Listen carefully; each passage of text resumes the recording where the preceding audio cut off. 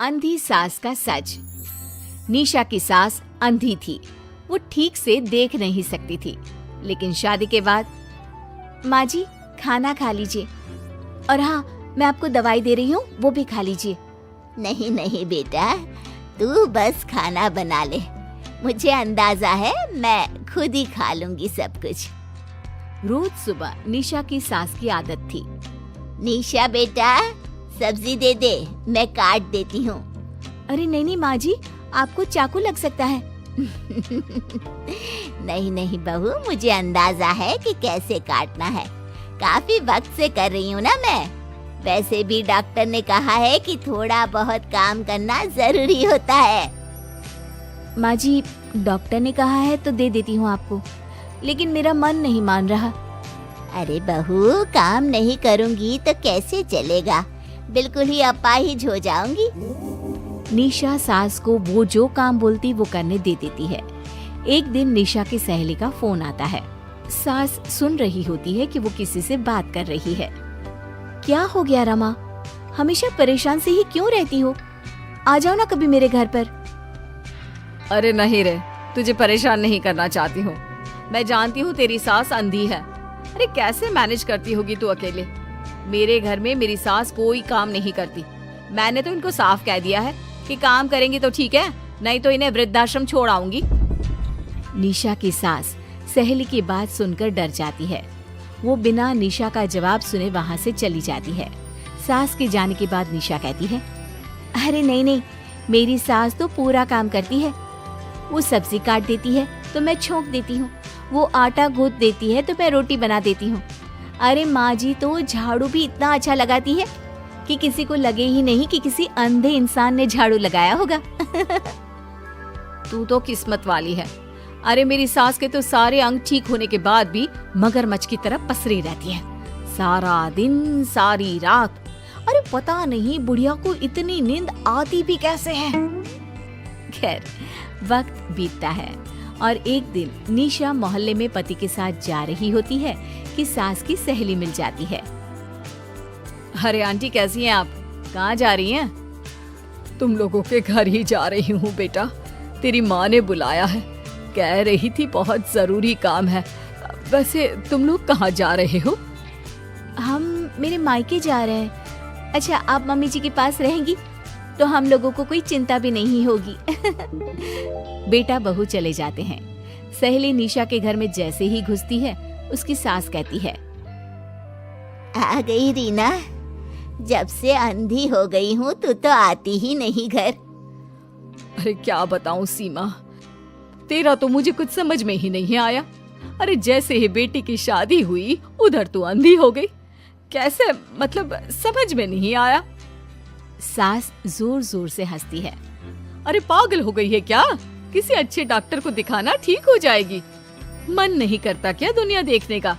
कल को पोता पोती होंगे, उन्हें कौन खिलाएगा? तेरी भी तो बहू आई है, तेरे भी तो बेटे को बच्चा हुआ, कितना खिला लिया तूने। अरे हमारी तो किस्मत ही फूटी थी।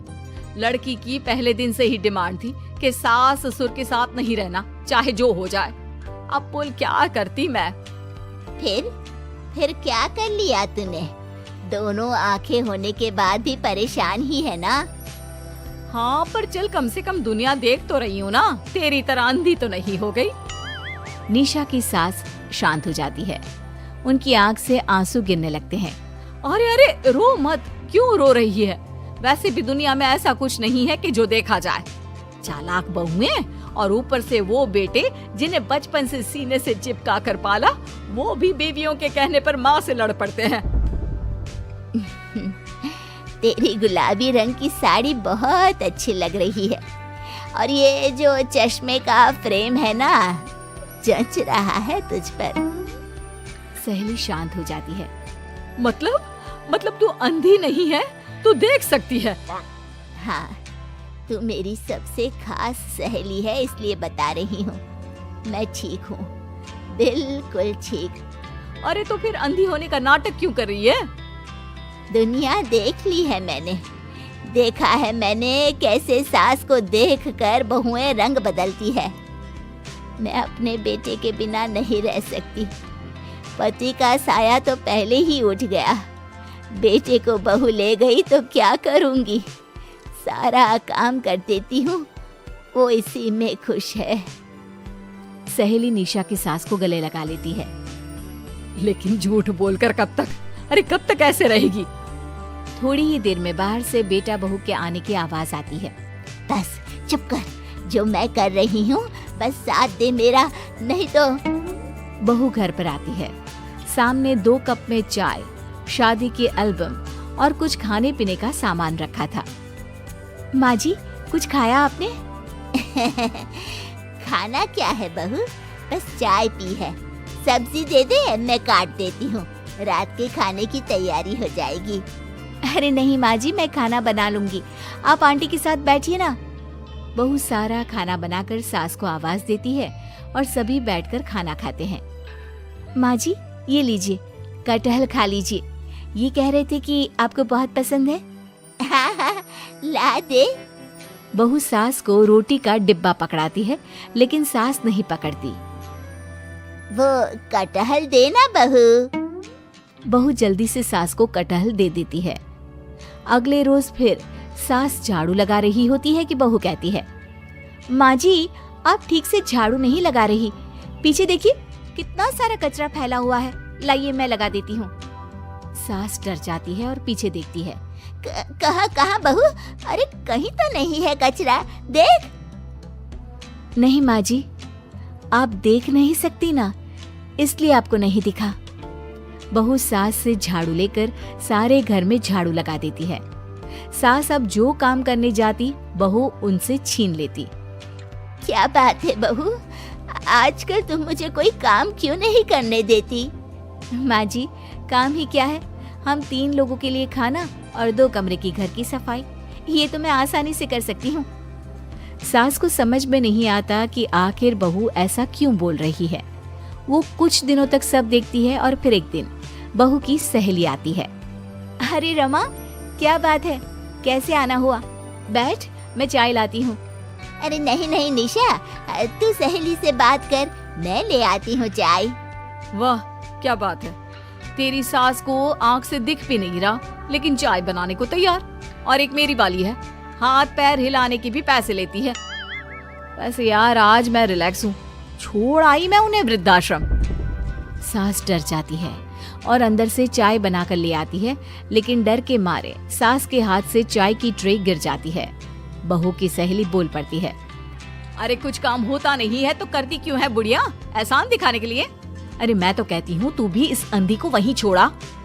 नहीं नहीं निशा बहू, मुझे माफ कर दे, गलती से ट्रे गिर गई, मैं सारा काम करूँगी, बस मुझे मेरे बेटे से अलग ना कर, मैं नहीं रह पाऊंगी उसे देखे बिना। बस माँ, यही सुनना था। आप देख सकती हैं, फिर भी डर के मारे जो नाटक आपने अंधी होने का खेला, मैं उसे खत्म करना चाहती थी। माँ जी, आप घर की बड़ी हैं, मेरे पति की माँ है, मेरे लिए आपकी जगह भगवान से कम नहीं। आप अंधी नहीं भी होंगी तो भी मैं कभी भी आपको खुद से दूर नहीं करूंगी। माँ जी, मेरा विश्वास रखिए। फिर निशा सहेली को देखती है। अच्छा होगा रमा कि तुम मेरे घर से चली जाए, क्योंकि मेरे घर में ऐसे लोगों के लिए कोई जगह नहीं है जो बड़ों की इज्जत नहीं करते। सास चैन की सांस लेती है। जीती रहे बहू, जीती रहे। Don't you think that I can see you anxiously? Try not to catch a glimpse